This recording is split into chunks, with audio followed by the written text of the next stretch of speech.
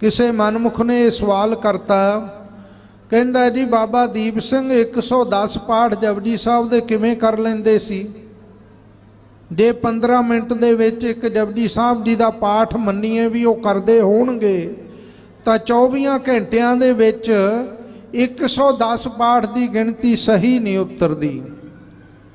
साध संगत जी, मैं ये गल आप संगतां दे सन्मुख करनी चाहुंदा कि आपो अपनी अवस्था है, आपो अपनी समर्था है, आपो अपनी साधना और अभ्यास है। एक मनुख 1 मील नहीं तुर सकता, एक मनुख 20 मील भी तुर सकता। ये आपो अपनी पहुँच है। एक गुरसिख प्रेम नाल अद्धे घंटे च भी जपजी साहब का पाठ करदा। हुण ब्रह्म ज्ञानी संत बाबा सुंदर सिंह जी भिंडरां वाले अपने नितनेम तो बिना, अपने निता अभ्यास तो बिना एक जपजी साहब जी का पाठ हो एक पैर विच 3.25 घंटियां विच करदे सन। कल्ला जपजी साहब जी का पाठ सारे नितनेम तो बिना, सारा नितनेम उन्हां दा 5 बाणियां, 5 ग्रंथी, 10 ग्रंथी और सुखमनी साहब दे 11 पाठ, जैजा बंती राग तो लैके राग माला तक सारी बाणी और 36 माला मूल मंत्र दियाँ। पर एक जपजी साहब का पाठ 3 घंटिया विच करते सन, चौंकड़ा मार के, रस लैके, अर्थ विचार दे समेत, बिरती नूं लीन करके, बाणी का रूप बन के। हुण संत बाबा जरनैल सिंह जी खालसा 2.5 मिनटां विच ही जपजी साहब का पाठ कर दिंदे सन। संत ज्ञानी करतार सिंह जी खालसा 17.5 मिनटां विच उन्होंने सुखमनी साहब का पाठ सुनाया बोल के, संपूर्ण, अपने कोलों 1 घंटे च नहीं हुंदा। ये अवस्था है, ये साधना है। धन बाबा दीप सिंह साहब जी बहुत वड्डे नितनेम दे साधक और अभ्यासी सन, जिन्हां दी याद विच जुड़े हो आपां, जिन्हां सतपुरुषां दी शहीदां दी याद विच जुड़े हो। जिस गुरु दा अज गुरता गद्दी गुरपुरब मना रहे हो, धन गुरु अमरदास जी दा, वो सतगुरु केवल साध संगत जी अद्धे पहर तो भी घट समा बराड़दे सी। बाकी दा समा सतगुरु गुरु अंगद देव जी दी ते लंगर दी सेवा करदे, नाल 84 पाठ जपजी साहब दे रोजाना करदे। 84 पाठ सतगुरु जी दे इशनान तो इलावा सतगुरु जी दे बस्तर धोने रोजाना, सतगुरु जी दी मुट्ठी चापी करनी, संगत दे विच जाके लंगर दा सारा जल ढोना, जूठे बर्तन मांजने, गर्मी विच संगत नूं पक्खा झलना। एडी वड्डी महान सेवा 72 साल की उम्र विच सतगुरां दी हजूरी विच आए। 72 साल की उम्र विच धन गुरु अमरदास जी दे चरनां विच ते 12 साल सेवा कीती। 84 साल की उम्र विच धन गुरु अंगद देव जी ने अज दे दिन आप जी नूं गुरता गद्दी दा तख्त बख्शिया। 72 साल की उम्र दे विच तां बिना सहारे तो नहीं तुरिया जांदा। ते खडूर साहब तो लैके गोंदवाल साहब तक का 7-8 किलोमीटर तो घट नहीं वध ही होएगा। इन्ना पंध है जिहड़ा अद्धी रात नूं पिछल पैरी तुर के मेरी कंड मेरी पिठ खडूर साहब वालों मेरे मुरशद मेरे सतगुरु वाल ना होवे, पिछल पैरी तुरे आउंदे जपजी साहब दे पाठ करी आउंदे।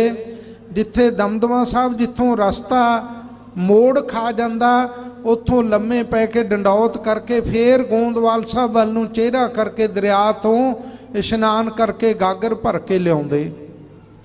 ये सतगुरु दी महिमा है, गुरसिखां दीयां कमाईयां हन। ज्ञानी जी बड़ी सुंदर एक गल कह के गए है कि असी शंका विच बड़े फसे हुए हैं। एक अज साडे विचों इहो जे लोग पैदा हो गए संगत जी, ਜਿਹੜੇ ਧਰਮ ਨੂੰ ਸਾਇੰਸ ਨਾਲ ਤੇ ਵਿਗਿਆਨ ਨਾਲ ਹੀ ਤੋਲੀ ਜਾਂਦੇ ਆ। ਬਸ ਇੱਕੋ ਹੀ ਗੱਲ ਉਹਨਾਂ ਨੇ ਫੜੀ ਹੋਈ ਹੈ ਕਿ ਹਰ ਗੱਲ ਦਾ ਸਵਾਲ ਬਣਾਈ ਜਾਣਾ ਆਪਣੀ ਮਨ ਦੀ ਮਤ ਨਾਲ।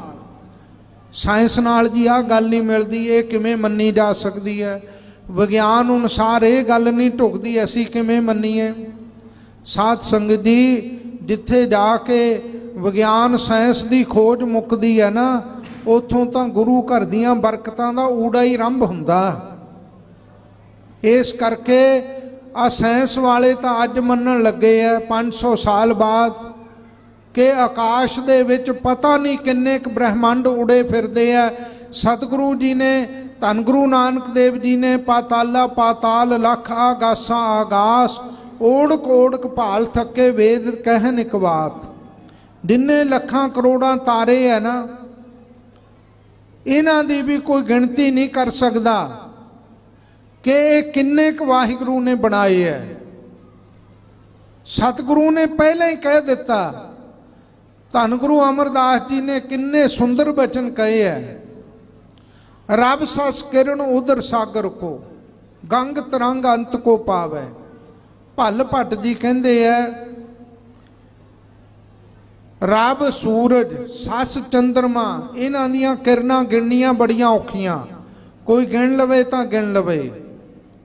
ਗੰਗਾ ਦੀਆਂ ਲਹਿਰਾਂ ਦੀ ਨਹੀਂ ਕੋਈ ਗਿਣਤੀ ਕਰ ਸਕਦਾ, ਤਾਰਿਆਂ ਦੀ ਕੋਈ ਗਿਣਤੀ ਨਹੀਂ ਕਰ ਸਕਦਾ। ਫੇਰ ਵੀ ਕਰਨੀ ਤਾਂ ਕਰ ਲਵੇ ਕੋਈ, ਐਡਾ ਵੱਡਾ ਸਾਇੰਸਦਾਨ ਵਿਗਿਆਨੀ ਹਿਸਾਬ ਲਾਉਣ ਵਾਲਾ ਬਣ ਜਾਏ। ਪਰ ਗੁਰੂ ਅਮਰਦਾਸ ਜੀ ਤੁਹਾਡੀ ਮਹਿਮਾ ਦਾ ਕੋਈ ਲੇਖਾ ਹਿਸਾਬ ਕਿਤਾਬ ਗਿਣਤੀ ਮਿਣਤੀ ਨਹੀਂ ਕਰ ਸਕਦਾ। ਕਿੰਨਿਆਂ ਕੁ ਨੂੰ ਤੁਸੀਂ ਤਾਰ ਦਿੱਤਾ, ਕਿੰਨਿਆਂ ਕੁ ਨੂੰ ਤਾਰ ਰਹੇ ਹੋ, ਕਿੰਨੀਆਂ ਕੁ ਤੁਹਾਡੀਆਂ ਬਖਸ਼ਿਸ਼ਾਂ, ਉਹਨਾਂ ਦਾ ਲੇਖਾ ਹਿਸਾਬ ਨਹੀਂ ਹੋ ਸਕਦਾ। ਇਸ ਕਰਕੇ ਵਿਗਿਆਨ ਅਤੇ ਸਾਇੰਸ ਨਾਲ ਹੀ ਨਾ ਹਰ ਗੱਲ ਨਾਪੀ ਜਾਇਆ ਕਰੋ, ਤੋਲੀ ਜਾਇਆ ਕਰੋ। ਔਰ ਫਿਰ ਨਾਸਤਿਕਤਾ ਦਾ ਪ੍ਰਚਾਰ ਕਰਨਾ 24 ਘੰਟੇ, ਗੱਲਾਂ ਉਹ ਕਰਨੀਆਂ ਜਿਨ੍ਹਾਂ ਨਾਲ ਸਿੱਖਾਂ ਦਾ ਵਿਸ਼ਵਾਸ ਗੁਰੂ ਤੋਂ ਟੁੱਟ ਜਾਏ, ਸਿੱਖੀ ਤੋਂ ਭਰੋਸਾ ਟੁੱਟ ਜਾਏ। ਸਿੱਖਾਂ ਦੇ ਅੰਦਰ ਨਾਸਤਿਕਤਾ ਪੈਦਾ ਕਰ ਰਹੇ ਆ ਇਹ ਲੋਕ। ਨਾਸਤਿਕਤਾ ਜਿੱਦਣ ਤੁਹਾਡੇ ਅੰਦਰੋਂ ਸ਼ਰਧਾ ਚਲੀ ਗਈ, ਉਦਣ ਤੁਸੀਂ ਸਿੱਖ ਨਹੀਂ ਰਹੋਗੇ। ਇਹ ਜਿਹੜੀਆਂ ਸ਼ਹਾਦਤਾਂ ਹੋਈਆਂ ਜਾਂ ਸੰਤ ਬਾਬਾ ਜਰਨੈਲ ਸਿੰਘ ਜੀ ਦੇ ਸਮੇਂ ਜਾਂ ਬਾਅਦ ਵਿੱਚ, ਇਹ ਸ਼ਰਧਾ ਵਿਸ਼ਵਾਸ ਦੇ ਆਸਰੇ ਕੁਰਬਾਨੀਆਂ ਹੋਈਆਂ। ਸਾਧ ਸੰਗਤ ਜੀ, ਇਹ ਸਿੱਖਾਂ ਦੇ ਅੰਦਰ ਇੱਕ ਜਿਹੜਾ ਸਿੱਖੀ ਦਾ ਜਜ਼ਬਾ, ਇਹ ਸ਼ਰਧਾ ਵਿਸ਼ਵਾਸ ਕਰਕੇ ਬਣਿਆ ਹੋਇਆ। ਜਿੱਦਣ ਇਹ ਤੋੜ ਦਿੱਤਾ ਜਾਂ ਟੁੱਟ ਗਿਆ, ਉਦਣ ਨਾ ਸ਼ਹਾਦਤਾਂ ਰਹਿਣੀਆਂ, ਨਾ ਤੁਹਾਡੀ ਹੋਂਦ ਰਹਿਣੀ ਹੈ, ਨਾ ਹੀ ਸਿੱਖ ਪੰਥ ਦੀ ਕੋਈ ਹੋਂਦ ਸਾਡੇ ਪਾਸ ਬਚੇਗੀ ਬਾਕੀ ਰੱਖਣ ਵਾਲੀ। ਇਹਨਾਂ ਲੋਕਾਂ ਤੋਂ ਸਾਵਧਾਨ ਰਹੋ ਜਿਹੜੇ ਬਾਰ-ਬਾਰ ਕਦਮ ਕਦਮ ਤੇ ਬੜੀਆਂ ਗਲਤ ਸ਼ੰਕਾਵਾਂ ਪੈਦਾ ਕਰ ਰਹੇ ਹੈ। ਗੁਰੂ ਸਾਹਿਬ ਨੂੰ ਮੱਥਾ ਟੇਕਣਾ ਇੱਥੋਂ ਤੱਕ ਗਿਰਾਵਟ ਇਹਨਾਂ ਲੋਕਾਂ ਵਿੱਚ ਆ ਗਈ। ਇਹ ਲੋਕ ਕੀ ਪ੍ਰਚਾਰ ਕਰਦੇ ਆ, ਬਾਣੇ ਬੜੇ ਇਹਨਾਂ ਨੇ ਸਿੱਖਾਂ ਵਾਲੇ, ਪੱਗਾਂ ਬੜੀਆਂ ਪੋਚ-ਪੋਚ ਕੇ ਬੰਨ੍ਹਦੇ ਆ, ਬੜੇ ਲਿਸ਼ਕ ਪੁਸ਼ਕ ਕੇ ਬਣ ਕੇ ਦਿਖਾਉਂਦੇ ਆ ਉੱਤੋਂ ਕਿ ਸਾਡੇ ਨਾਲੋਂ ਵੱਡਾ ਸਿੱਖ ਨਹੀਂ। ਜਪਜੀ ਸਾਹਿਬ ਦਾ ਇਹ ਬੰਦੇ ਇੱਕ ਪਾਠ ਨਹੀਂ ਕਰਦੇ, ਇੱਕ ਪਾਠ ਜਪਜੀ ਸਾਹਿਬ ਦਾ ਵੀ। ਔਰ ਆਖਣਗੇ ਕਿ ਸਾਰੇ ਸਿੱਖ ਧਰਮ ਦੀ ਜ਼ਿੰਮੇਵਾਰੀ ਦਾ ਠੇਕਾ ਅਸੀਂ ਚੁੱਕਿਆ ਹੋਇਆ। ਆਖੇ ਮੱਥਾ ਟੇਕਣਾ ਵੀ ਬ੍ਰਾਹਮਣਵਾਦ ਹੈ। ਹੁਣ ਇਹਨਾਂ ਨੂੰ ਬ੍ਰਾਹਮਣਵਾਦ ਮੱਥਾ ਟੇਕਣਾ ਵੀ ਲੱਗਣ ਲੱਗ ਪਿਆ। ਇਹ ਬੜਾ ਗਲਤ ਪ੍ਰਚਾਰ ਕਰ ਰਹੇ ਹੈ। ਸਾਧ ਸੰਗਤ ਜੀ, ਫਿਰ ਤਾਂ ਰੋਟੀ ਬਾਹਮਣ ਖਾਂਦੇ ਆ, ਤੁਸੀਂ ਵੀ ਛੱਡ ਦਿਓ। ਪਾਣੀ ਬਾਹਮਣ ਪੀਂਦੇ ਆ, ਤੁਸੀਂ ਵੀ ਛੱਡ ਦਿਓ ਪੀਣਾ, ਤੇ ਛੇਤੀ ਮਰੋ, ਗਲੋਂ ਲੈ ਜਾਓ ਕੌਮ ਦਿਓ, ਜਿਹੜਾ ਸੰਗਤ ਦੇ ਵਿੱਚ ਐਡੀ ਵੱਡੀ ਦੁਬਿਧਾ ਪੈਦਾ ਕਰ ਰਹੇ ਆ।